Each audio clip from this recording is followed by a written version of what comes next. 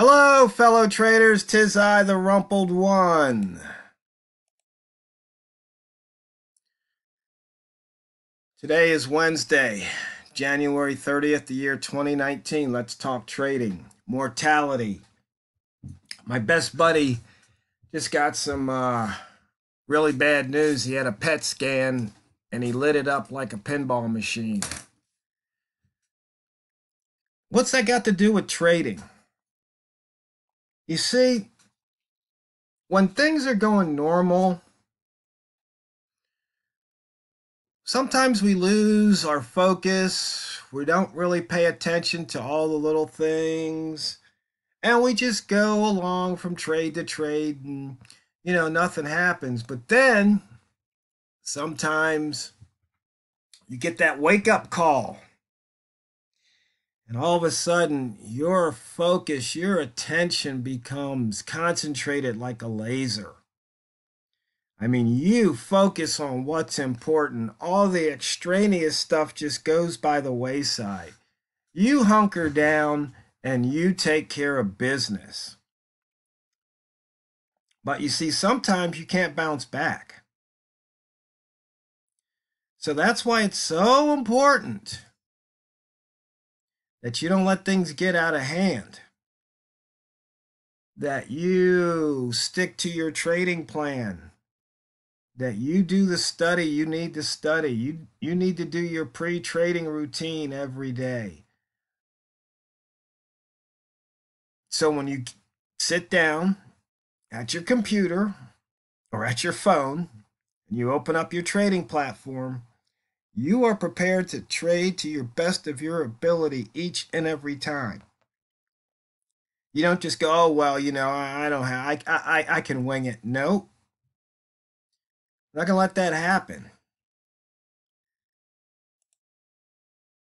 Because every trade, you're going to have your money in risk management. So you don't get that fatal blow, that mortal blow. And it's really that simple. I mean, when you actually get what trading is and how it works, and I don't mean all that market price action mumbo jumbo that a lot of traders talk about and they write about and they post about, because that's garbage. You see, you do your money in risk management. That's one part. The other part is you decide based on whatever system method you want when you are going to enter and the direction you're going to enter. Then the market does the rest. I mean, either you win or you lose. There's really not much you can do after that, and that's just the reality of it. I've posted about it before. I think I made a video too. Is really when you are trading at your best, you are nothing more than a trained monkey pulling a lever, hoping to get a banana. That's it. I mean, certain things happen. That means you pull the lever. That means you enter the trade either short or long. And then hopefully the trade winds up in profit and you get your banana. That's it. All this stuff, all these other things that actually make you believe you have some control over this, it's just so ludicrous. I see these guys going through all these gyrations and they do it every day. There's something I like watching that guy, Dan Locke, on YouTube.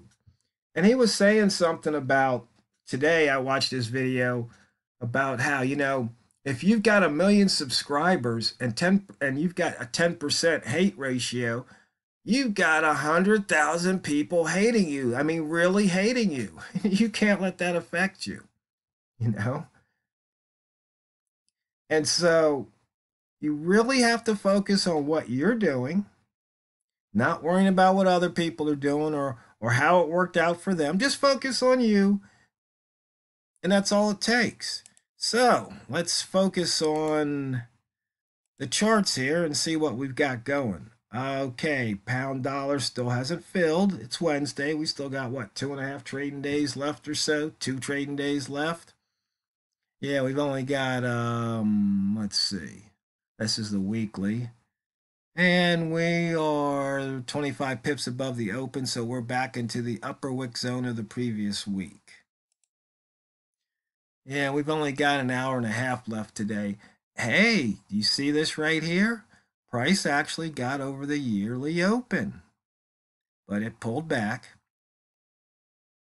but it actually made it over by about 6 pips here. So we're down by 28 and we're off. So, once again, something to be aware of.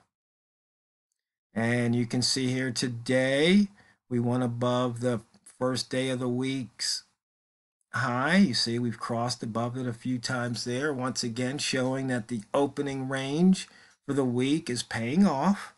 Very simple trade, not hard. You just wait for Tuesday and you put the high on Monday and the low on Monday and you could just take your little breakout. It's not a big deal, right? It's just really not a big deal right there. Okay, and you can see here we put a 2 ball in on the daily right there. When it actually got above day 1 of January 2019. You can see, but we're still below all the opens here. Still below them all. Okay, and we're still within the range of the first day of the month. And tomorrow's the last day of the month. So Friday, we'll have a whole new set of numbers to look at.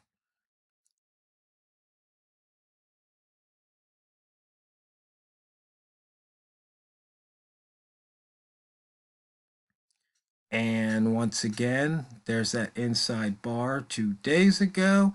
If you took those high trades, take that break to the high side there, those long trades, it paid off again. Once again, something so simple, yet profitable.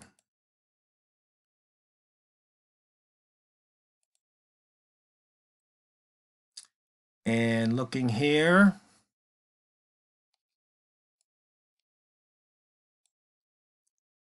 at the daily, you see we broke out of the previous day's high. And that was good for about, what, 22 pips if you took that trade there. But the range on the euro yen's anemic today, 58 pips versus the dollar yen at 93. We've got 1, 2, 3, 4, 5, 6, 7, 8, 9, 10 pairs, range exceeding 100 pips today.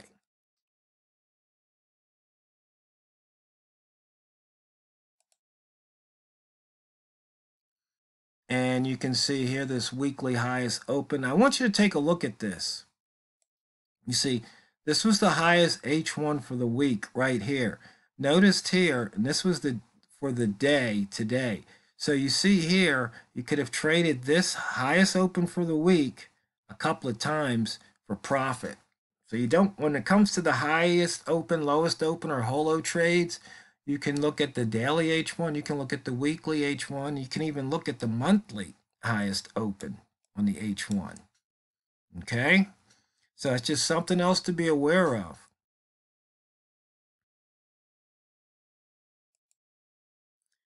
And here we have the buy zone. Once again, the pivot was so close to the open, there really wasn't much of a bias, but the pivot got taken out. And you can see here, today was a chop day, okay, for the most part, starting off in the Asian session or the New Zealand, Australian session, moving into the Asian session. I mean, it was just chop, chop, chop. You got a trigger and it reverses, you get a trigger and it reverses. That just happens someday.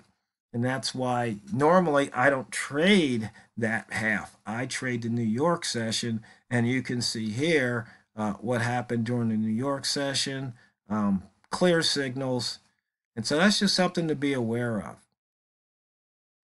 And sometimes you can get clear signals in the Asian session, but this is trading. So some days, yeah, hey, guess what? You got chopped. But the pivot didn't really give you much of a bias. Once again, it was, only 4 or 5 pips off the daily open. So that's just the way it is sometimes. buy zone, 57 pip range. So I'm sorry, rat zone. So you can see here we put it in the upper rat zone right there. New high for the day, price reversed. You could have taken that trade right there. Came down to the lower rat zone and collected your pips. And then the green rats could have got in and collected, a handful or maybe 10, 20, about 10 pips or so there. So not bad. Once again, we took out that pivot. And you can see here we took out the pivot. So we still just have those 4 missed pivots, 2 from this year and 2 from last year. And somebody was asking me about pivot indicators, and they finally figured it out. But this is the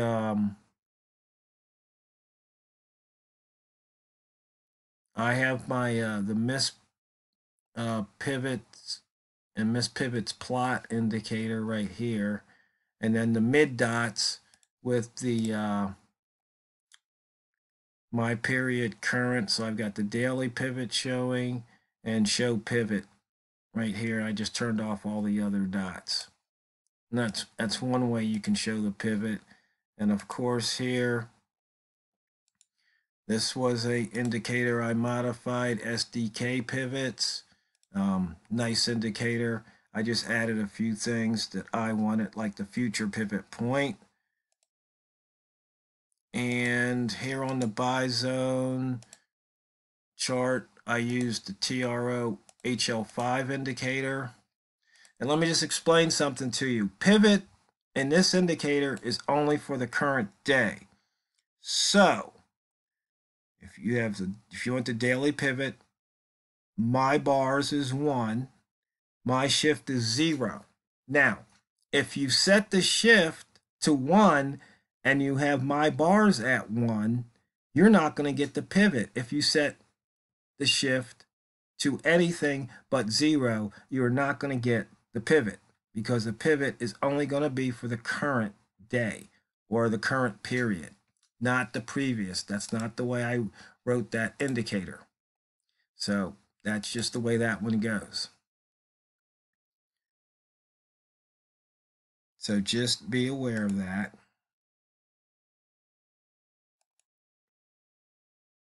So once again, this one will show pivots from previous days if that's what you want. And this one will show the dots for previous days, but not HL5. Okay, price action. Well, 3 ball, red at the line, just a couple of pips there, but it already moved. Let's see, 10, 20, 30 pips. How much farther you think is going to move? Sometimes you have to use a little common sense and go, wait a minute.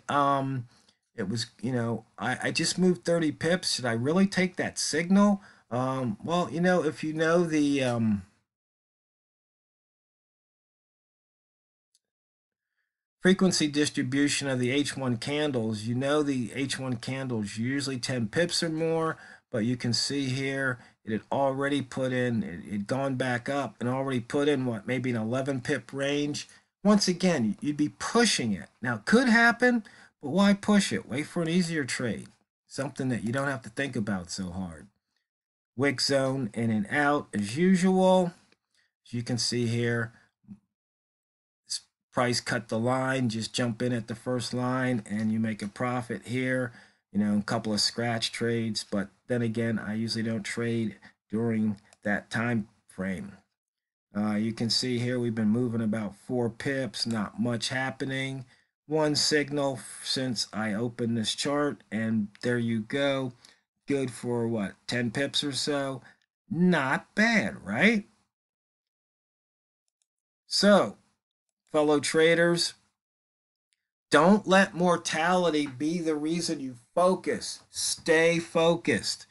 It's not what you trade, it's how you trade it. Now get out there and drain the banks.